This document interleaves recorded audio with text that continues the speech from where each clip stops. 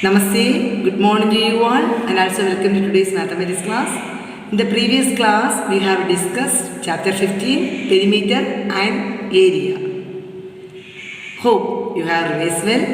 In today's session, we will start a new chapter, chapter 16, data handling. First, we will discuss about data. Data is a collection of facts and figures gathered to give information. Okay, so data is a collection of facts and figures gathered to give numerical information. We collect data to draw important information from them.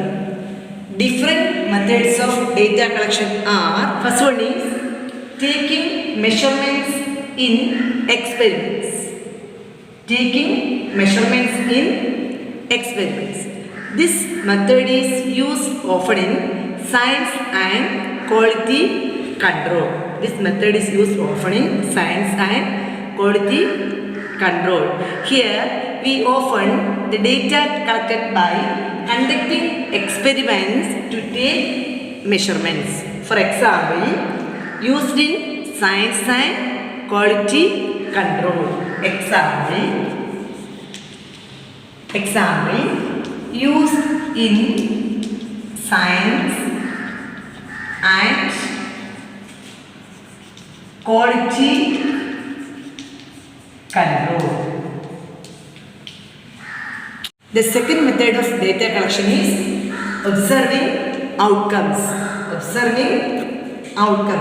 Here we use direct observation to collect data from our daily life. Here we use direct observation to collect data from our daily life. For example, number of cars passing through a junction at a particular time. The number of cars passing through a junction at a particular time. Number of cars passing through a junction at a particular time.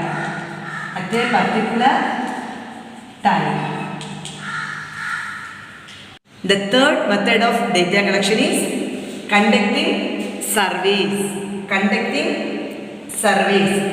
Surveys may be conducted through face-to-face interviews, telephone inquiries and self-completed questionnaires. Face-to-face interviews, telephone inquiries and self-completed questionnaires. For example, population census.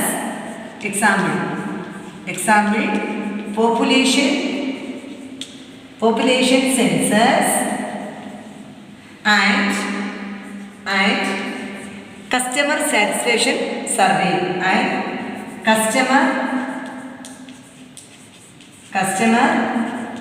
satisfaction survey So surveys may be conducted through face-to-face interviews, telephone inquiries and self-completed questionnaires. For example, population census and customer satisfaction survey. This is the third method of data collection. The fourth method of data collection is reading statistical publications. Some data such as economic conditions and population of a country cannot be done by an individual.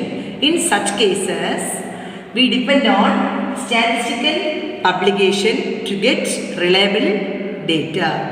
Okay, so these are the four methods of data collection. The first one is taking measurements in experiments, and the second one is observing outcomes, and third one is conducting surveys, and fourth one is reading statistical publications. Move on to exercise questions. First question from exercise 16.1. Question number 1. Sudhi wanted to determine whether a die was based. She tossed the die 120 times and recorded the results. It's a die. Okay. Option A, what kind of data collection method did she use? Option B, what are the possible results in each toss? So option A, what kind of data collection method did she use? So she observing outcomes. So the answer is observing outcomes. Observing outcomes. Then option B, what are the possible results in each toss? So how many faces are there in a die? 6 faces. Okay. So the answer is 1, 2, 3, 4, 5 or 6. Then question number 2. A teacher wants to find out the number of class 6 students who have birthdays falling in each of the 12 months. He collects the data in the following ways. A teacher wants to find out the number of class 6 students who have birthdays falling in each of the 12 months. That means in 1 year. He collects the data in the following ways. Option A, checking the date of birth of each student in the class register. Option B, asking the students to raise their hands if their birthdays fall within a certain month. Option C, designing a form and getting the students to fill in their birthdays and return the forms to him. Name the data collection method used in each case. Yeah, we already learned 4 methods of data collection. So you have to write the data collection method. First one, A, checking the date of birth of each student in the class register. That means reading publications. Reading publications. Then question number 2, B, asking the students to raise their hands if their birthdays fall within a certain month. So, observing outcomes. Then, question number C, designing a form and getting the students to fill in their birthdays and return the forms to him. That means she conducting surveys. So, conducting surveys.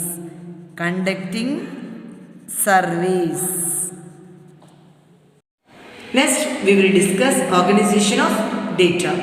Raw data or primary data is data collected from source. So, the data collected in a survey is called raw data because it has not been organized. Okay, so the data collected in a survey is called raw data because it has not been organized. Move on to exercise questions. First question from exercise 16.2. The following data shows the ages measured to the nearest year of students in a tuition class. Some data are given. Constructing a frequency table for the data. The data is given. We have to construct a frequency table for this data. So first we have to organize the data using a table. So first you have to draw a table with 3 columns. The first column is ages and the second column is tally marks and the third column is frequency. Okay, the ages, the different ages are given. Okay, so you have to write the ages. The second column is tally marks. Tally marks means you read the data one by one and mark a straw or tally. This is straw. Okay, this is straw or tally in the tally mark column. The next column is frequency. Frequency means the number of students in the class occurs. That is frequency. Okay, so ages. Ages means the different ages are given. First start with 12. 12, then 13, then 14, then 15. 12, 13, 14 and 15. So 13 means I have to write this one stroke. Okay, this stroke or tally. Then 14, this is 14. Then 13, then 12, then 15, 15, then 14, 14, then 13, 13, 13, 30. The first row is over. The second row, 12. Start with 12, then 13. 13 means here 4 strokes. Okay, so 4 strokes, but the fifth stroke, to make the counter easier, every fifth stroke with cross stroke. To make the counter easier, every fifth stroke with cross stroke. So 12 is over, then 13. 13 means this one, 13. Okay, 13. Then again 13. The next one, 13. Then 14, 14. Then 14. Then 15. Then 12. Then 13. This is 13. Then second row is over. The third row start with 13. 13. This is 13. Then 12. 12. Then 14. 14 means then the fifth stroke. Fifth stroke means cross stroke. 14. Again 14. Then 13. Then 14. Then 13 and 12. 13 cross stroke. Then 12. 12 again cross stroke. Then third row is over. Then fourth row start with 14. 14. Then 15. 13, 13. 13, 13. 12. Again 13. 14, 13. 14. Then 30. Okay, the second column is over. Then the third column, frequency. Frequency means the number of times each class occurs. So this is 1, 2, 3, 4. The cross stroke means 5. This is 5. 5 plus 1, 6. Again this is 5, 5, 10, 10 plus 4, 14. This is 5, 5 plus 4, 9. This is 3. So total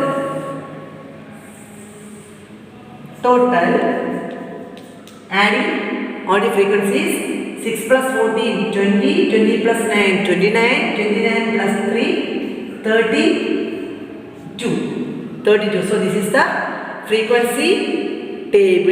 It's a frequency table. Next, question number 4. The following data is a record of the grades of 40 students in a mathematics examination. Marks are given, the grades are given. Option A, construct a frequency table for the data. Option B, what was the grade obtained by the most number of students? Option C, find the number of students who obtained grade A or grade B. So this data is a record of grades of 40 students in a mathematics examination. Okay. So we have to organize the data using a table. The table with 3 columns. The first column is grades, and the second column is tally marks, and the third column is frequency. So grades here A, B, C, D, E. So you have to write the grades A, B, C, D, and E. Then the next column is tally marks. Tally marks means you read the data one by one and mark a stroke, where stroke in the tally mark column. So first B, start with B. So B, then C, then A, then B, E, again A, B, then C, then B. The first row is O, and second row D,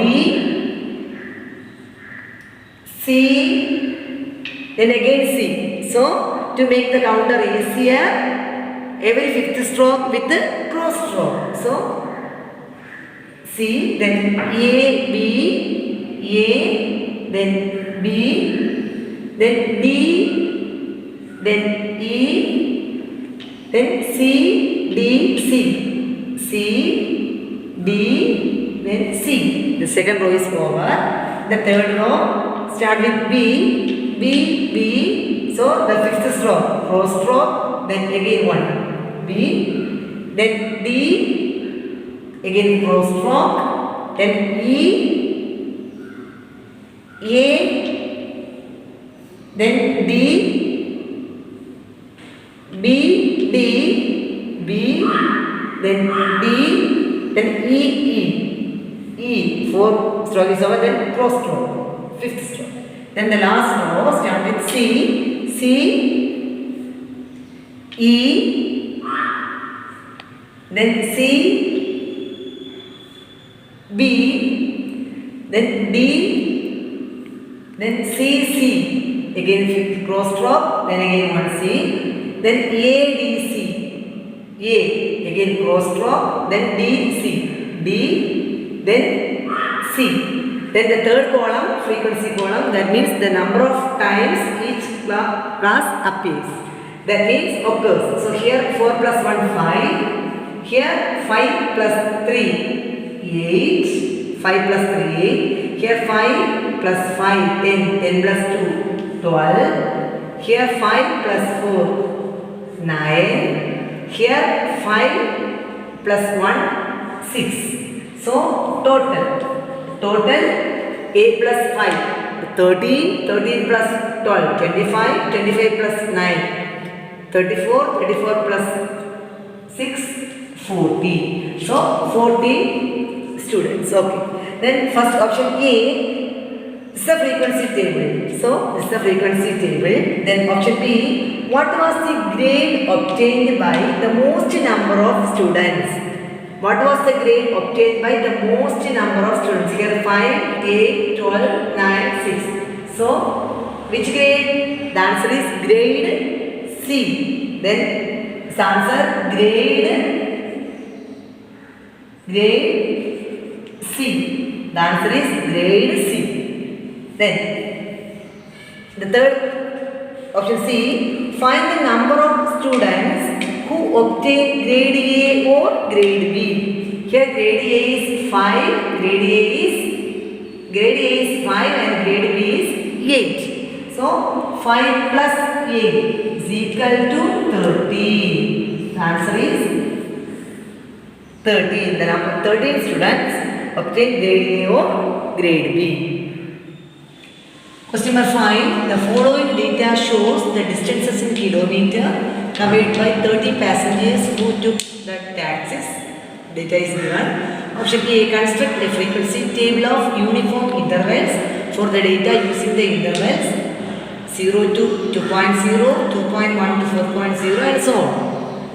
Option B. Find the number of passengers who covered more than 6 kilometers. How to find the number of passengers covered more than 6 kilometers. So we have to organize the data using a table. It's a table. The first column is distances in kilometer. Second one tally marks. Third one frequency.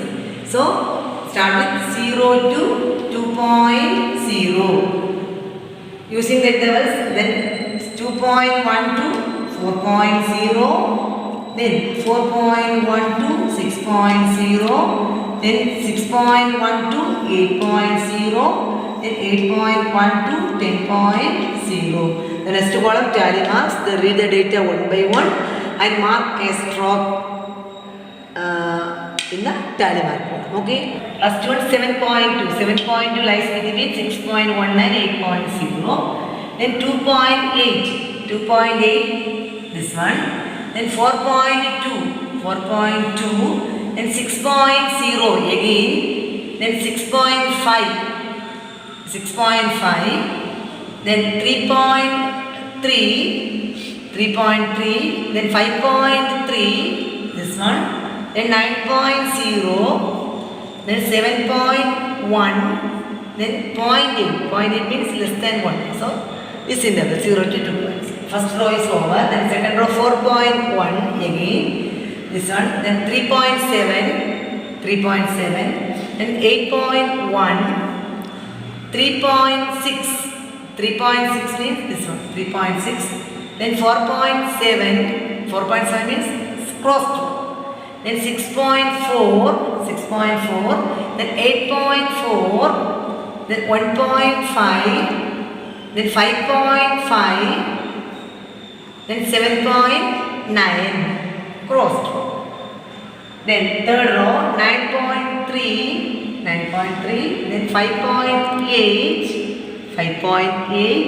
then 6.9, this is 6.9, then 5.7, then 1.6, then 2.3, again cross stroke, then 4.8, then 4.0, then 9.2, this is 9.2, then 6.5. So adding here 3, here 5 plus 1, 6, here 5 plus 4, 9, here 5 plus 2, 7, here 5. So adding total 6 plus 3, 9, 9 plus 9, 18, 18 plus 7, 18 plus 7, 25, 25 plus 5, 30. So total 30. Then this is the first option A, is a frequency table. Option B, find the number of passengers who covered more than 6 kilometers. Find the number of passengers who covered more than 6 kilometers. More than 6 kilometers means these two intervals. Okay. More than 6 kilometers means these two rows. So here the frequency is 7, here the frequency is 5. So 7 plus 5, 12. So the number of passengers 12. The answer is 12.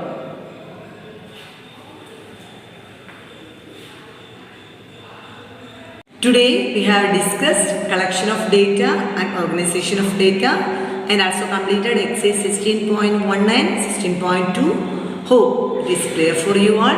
If you have any doubt, please note it and keep. We will discuss it during the online session. Thank you for watching. Namaste.